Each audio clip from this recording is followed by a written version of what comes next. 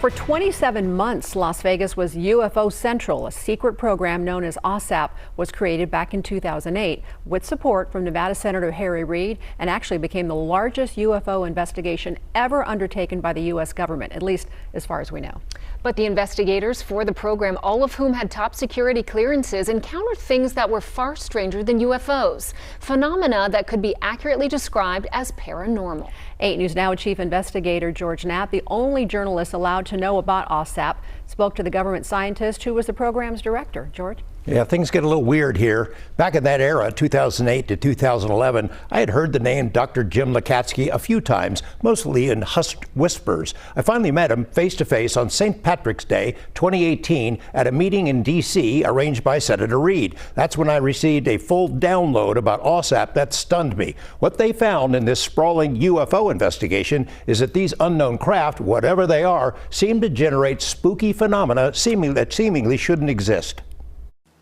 We heavily went into Skinwalker Ranch, property of Robert Bigelow's. He offered a facility where we could see UFOs and the paranormal at once in one location. How did this ranch in northeastern Utah, previously owned by Las Vegas aerospace tycoon Robert Bigelow, become a key part of the government's classified UFO investigation? It started at DIA, the Defense Intelligence Agency, where rocket scientist and intelligence analyst Dr. James Lakatsky and a colleague, Jay Stratton, became both puzzled and alarmed by reports about UFO intrusions at many of our nation's most sensitive national defense facilities.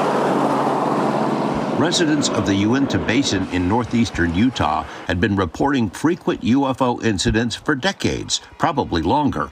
And the Bigelow Ranch was deemed an epicenter of weird activity, not just UFOs, but also unknown creatures, things that presumably exist only in myths or movies.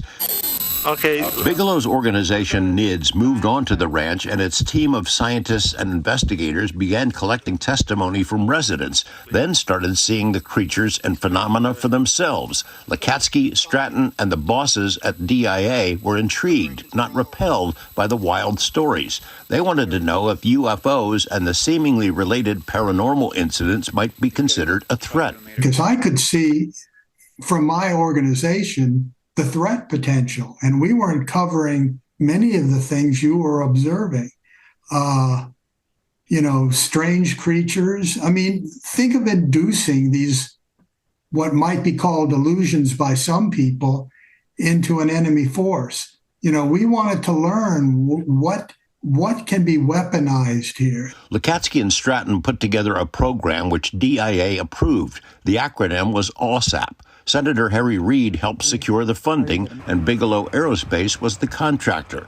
50 full-time investigators were hired, obtained top-secret security clearances, and went to work. The main focus was UFOs and UFO technology, but one smaller focus was measurable health effects on people who encountered a UFO and were physically harmed or developed rare diseases, including psychological effects.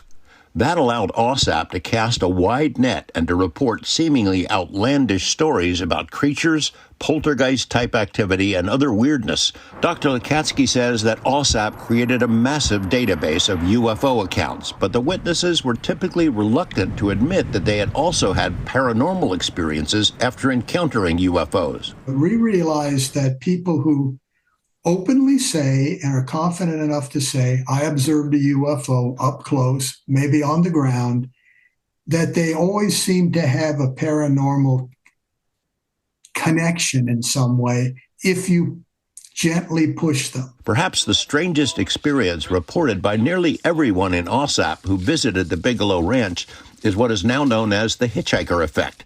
At least 5 highly experienced intelligence officers who went to the ranch to check things out came into contact with paranormal phenomena and then took it home with them. They and their families would see balls of light inside their homes, shadowy figures, even creatures that were physical, not merely a mental image.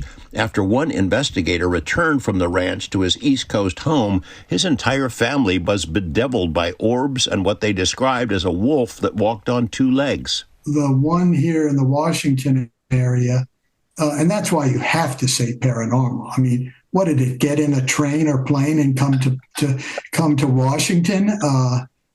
it left deep scratch marks on the tree it was resting against.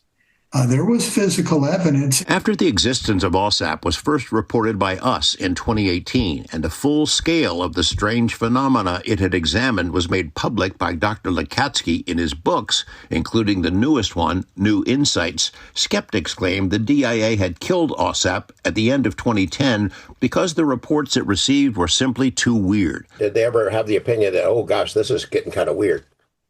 No, they never did. They basically wanted kept quiet. That's all. They didn't want to see it in the Washington Post. Lakatsky and others familiar with AAWSAP tried to find a new home, a spin-off version, something called Kona Blue. Harry Reid helped lead that charge, and the Department of Homeland Security initially said yes, then higher-ups killed it. Lakatsky's new book hints that some slice of Kona Blue did move forward, but he declines to spill further details about that for now. Well, we can tell you that Area 51, UFOs, military technology, unsolved mysteries, much more from 50 years of exclusive news reports and interviews is coming your way. That's right. Mystery Wire is back, hosted by Chief Investigator George Knapp, as well as Ron Futrell. In the first episode, George explains how it all started more than 3 decades ago. I called John Lear, hey, about your scientist guy who works at Area 51, might he talk to us? Having no idea what had been going on in Lazar's life in the interim since I heard about him, and they arranged it. And suddenly this story comes spilling out. I didn't know exactly what he was going to say. Paula Francis had no idea. The news director didn't. Well, you can take a journey with George and Ron through years of mysteries right here in Las Vegas.